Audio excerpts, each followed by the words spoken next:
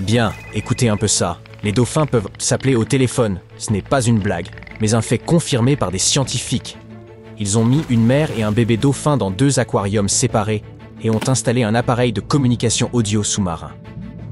Lorsque la connexion a été établie et que les dauphins ont entendu leur voix, ils ont commencé à discuter. Leur conversation se composait de sifflements joyeux, de pépiments et de cliquetis. Vous avez probablement entendu leur bavardage dans les documentaires animaliers. Mais je me demande une chose, comment les dauphins composent-ils les numéros de téléphone? Ont-ils des téléphones à clapet? Non? Tapent-ils les numéros avec leur bec? Non plus? Quoi qu'il en soit, ce qui est intéressant dans tout ça, c'est que la mère et le bébé ont reconnu leur voix dans les haut-parleurs sans se voir. Ils parlaient rapidement, comme s'il s'agissait d'une conversation téléphonique normale entre dauphins. Imaginez un chien qui entend la voix de son maître dans un haut-parleur de téléphone, ou qui entend l'enregistrement d'un aboiement. L'animal est perplexe, il ne comprend pas ce qui se passe. Mais les dauphins se sont mis à discuter immédiatement, tout comme des humains. De nombreux animaux communiquent entre eux par le toucher, la gestuelle, les morsures et les grognements. Mais les dauphins ont montré qu'ils pouvaient communiquer sans contact direct. S'ils peuvent se comprendre grâce à ces claquements, ces cliquetis et ces sifflements, la raison en est simple. Les dauphins ont leur propre langage complexe et développé, et les scientifiques souhaitent l'apprendre. Les chercheurs ont qualifié l'un des éléments de leur langage de sifflement signature. Ils utilisent ces sifflements pour appeler les autres par leur nom, pour transmettre des informations et pour avertir d'un danger. C'est l'une des formes de communication les plus complexes du monde animal. Ces sifflements varient selon la situation et l'espèce. Le ton est plus ou moins haut, la durée plus ou moins longue. Tout un vocabulaire élaboré. Pour comparer le langage des dauphins avec celui d'autres espèces, les scientifiques ont dressé un tableau des propriétés sonores, telles que la longueur, la clarté, la hauteur, le motif, parmi d'autres catégories. Ces données nous indiquent que les dauphins disposent d'une palette sonore extrêmement étendue. L'alouette, qui est un oiseau, arrive en 2e place dans ce classement. Mais même avec toutes ces données, nous ne savons pas encore grand-chose sur leur langue si complexe et diverse. Lors d'une étude récente sur le sujet, des scientifiques ont analysé environ 1000 enregistrements de dauphins réalisés au cours des 40 dernières années. Et ils sont toujours aussi loin d'en comprendre le fonctionnement. Il est possible que l'IA se débrouille mieux que les humains.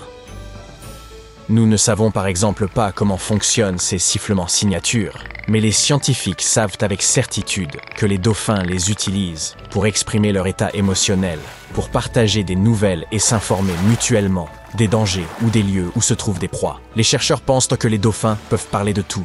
Ils peuvent se réjouir et se plaindre. Ils communiquent même dans différents styles en même temps, comme des personnes qui bavardent au milieu d'une fête bruyante. Mais en plus de ces signaux sonores, ils utilisent des postures corporelles, des claquements de mâchoires, soufflent des bulles et se caressent avec leurs nageoires. Ils forment des groupes, s'attribuent des tâches et travaillent en équipe. Si un dauphin connaît un endroit où se trouve de la nourriture, il le dira à ses amis, comme avec Instagram. S'ils aperçoivent un requin, ils avertiront les autres. Il y a même eu un cas où 2 dauphins à gros nez ont effrayé un dauphin tacheté.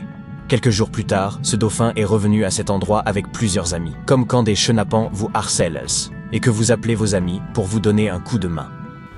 Et si, en apprenant la langue des dauphins, nous apprenions qu'ils sont en fait plus intelligents que nous, et s'ils discutaient avec les humains en s'en moquant, du genre « voix aiguë de dauphin »« Oh frère, regarde ces idiots, ils se battent pour rien.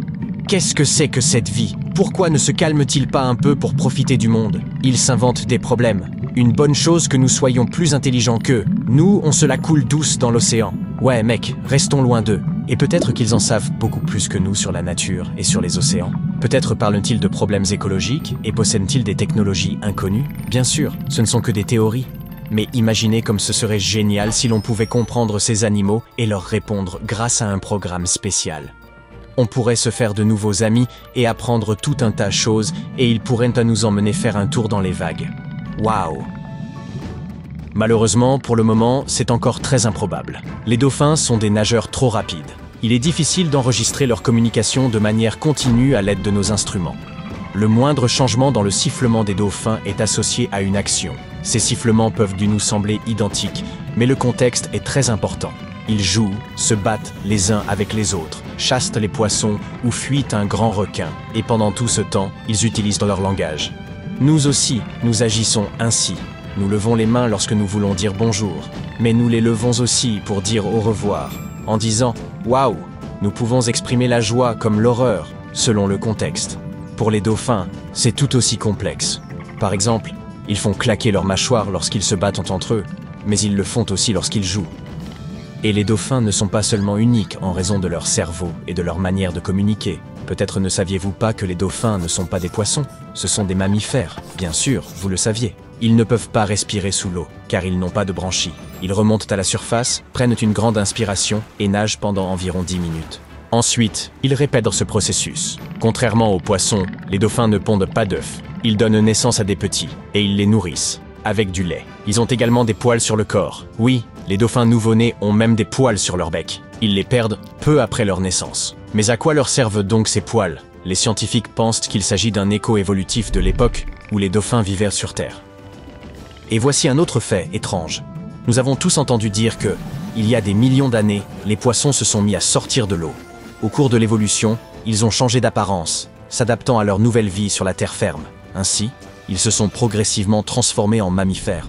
Mais les dauphins sont uniques, car leur développement est en quelque sorte inversé. Il s'agissait à l'origine d'amphibiens qui vivaient près des étendues d'eau. Les ancêtres de ces amphibiens étaient des mammifères artiodactyles similaires aux cerfs. Les dauphins, les baleines et les marsouins ont suivi ce chemin évolutif. Tous portent le nom de cétacés. Ils sont passés de la terre ferme aux océans il y a environ 50 millions d'années. Et si ces anciens animaux semblables à des cerfs étaient les créatures les plus intelligentes du monde, et qu'ils s'étaient rendus compte que vivre dans l'eau était bien mieux que vivre sur Terre, on dirait qu'ils n'ont pas encore regretté leur décision. Les dauphins ont un gros cerveau. Les chimpanzés et les humains ont des cerveaux de la même taille. Et ils ont tous quelque chose en commun. Les dauphins ont une longue durée de vie et ils forment des groupes. Ils peuvent exprimer la tristesse, le chagrin, le bonheur et la joie. Ils peuvent évaluer des situations et résoudre des problèmes. Mais la chose la plus remarquable est qu'ils peuvent réussir le test du miroir. Cela signifie qu'ils reconnaissent leur reflet dans un miroir. Ils ne se contentent pas de se regarder, non. Ils prêtent attention aux parties de leur corps qu'ils ne peuvent pas voir autrement. Ils examinent leurs mouvements. Leur comportement devant un miroir n'est pas très différent de celui des humains. Cela indique leur conscience de soi et leur haute intelligence. Se sentent-ils tristes si leur corps ne leur plaît pas? Peuvent-ils être heureux d'avoir, disons, de belles nageoires? En plus de ces caractéristiques, les dauphins possèdent un véritable super-pouvoir, l'écolocalisation. En émettant des clics et des sifflements, ils peuvent retrouver leurs congénères, même lorsque ceux-ci se trouvent très loin d'eux. Ils sont capables de repérer des proies ou des ennemis malgré la faible visibilité dans l'océan. Ce pouvoir leur permet de détecter un implant métallique dans le corps d'une personne qui nage. Nous sommes composés à 70% d'eau. Lorsque nous plongeons dans la mer, nous entrons donc dans le champ d'écolocalisation des dauphins. Si un humain possède un implant métallique, les ondes sonores émises par les dauphins viennent rebondir contre lui, et les dauphins le ressentent immédiatement. Et certaines espèces de dauphins peuvent même désactiver la moitié de leur cerveau lorsqu'ils dorment. Un œil reste fermé, et l'autre surveille les alentours à l'affût d'un danger. Comme ils sont malins, ces dauphins.